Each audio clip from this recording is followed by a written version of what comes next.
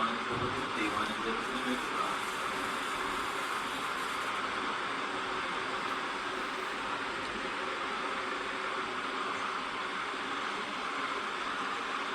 പൂർണ്ണമായിട്ടും ഈശോയുടെ സാന്നിധ്യം രുചിച്ചറിയുവാൻ എനിക്ക് കൃപ തരണമേ ആഗ്രഹിക്കുന്നു.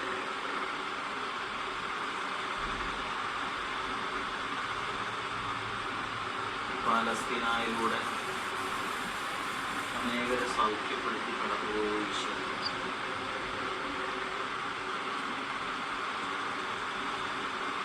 ബത്സൽദ കുളക്കരയിലിരുന്ന വളർവാദ രോഗിയെ സൗഖ്യപ്പെടുത്തി കടന്നുപോയ ഈശോ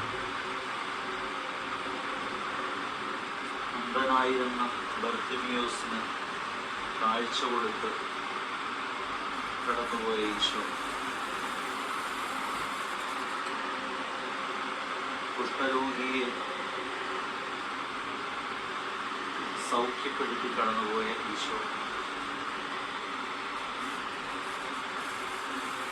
സക്കേവൂസിനെ അവന്റെ ഭവനത്തിൽ പ്രവേശിച്ച് രക്ഷ നൽകിയ ഈശോ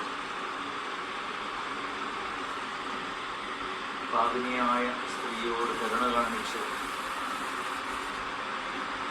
അവൾക്കും ദൈവാനുഭവവും രക്ഷയും നൽകി പറഞ്ഞു ഈശോ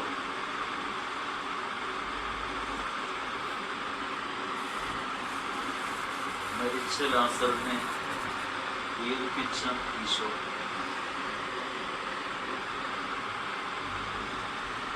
മരിച്ചുപോയ വ്യക്തികളെ ജീവിപ്പിച്ച് സൗഖ്യപ്പെടുത്തി അനുഗ്രഹിച്ച് കടന്നുപോയ ഈശോ ഒരു കാലഘട്ടത്തിൽ ഈശോ അനേകരെ സൗഖ്യപ്പെടുത്തി ജീവിപ്പിച്ചു രക്ഷപ്പെടുത്തി അനുഗ്രഹിച്ച് അഭിഷേകം ചെയ്ത് ഈശോ കടന്നുപോയി.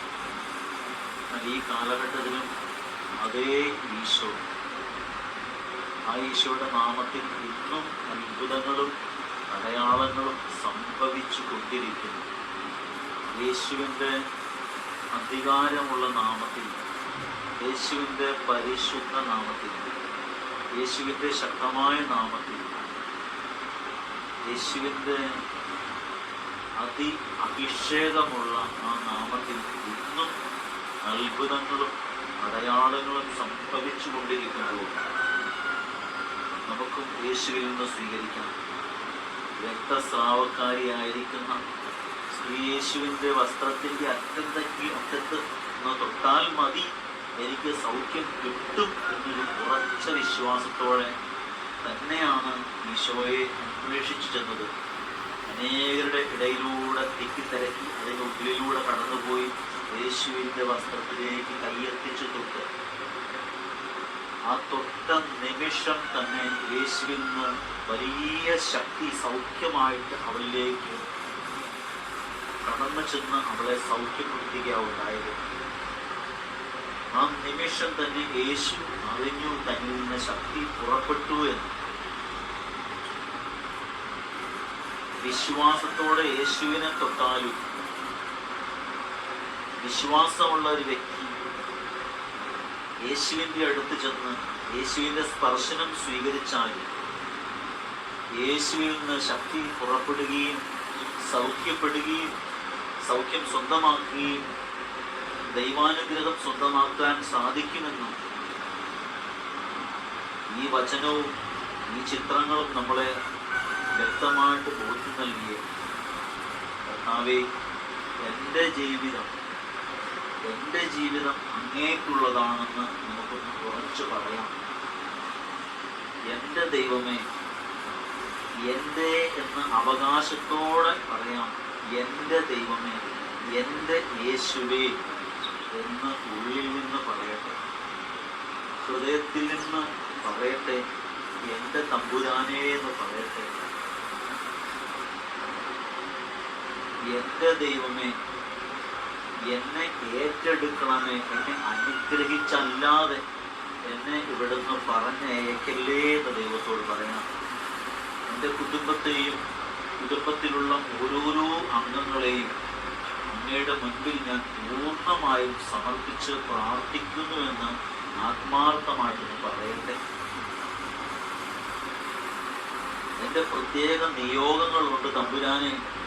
എൻ്റെ യേശുവെ, ഞാൻ ഇന്ന് അനുഭവപ്പെട്ടുകൊണ്ടിരിക്കുന്ന മുഴുവൻ പ്രശ്നങ്ങളെയും എല്ലാ പരാധീനതകളെയും അങ്ങയുടെ മുൻപിൽ ഞാനത് പൂർണ്ണമായും സമർപ്പിച്ച് പ്രാർത്ഥിക്കുന്നു.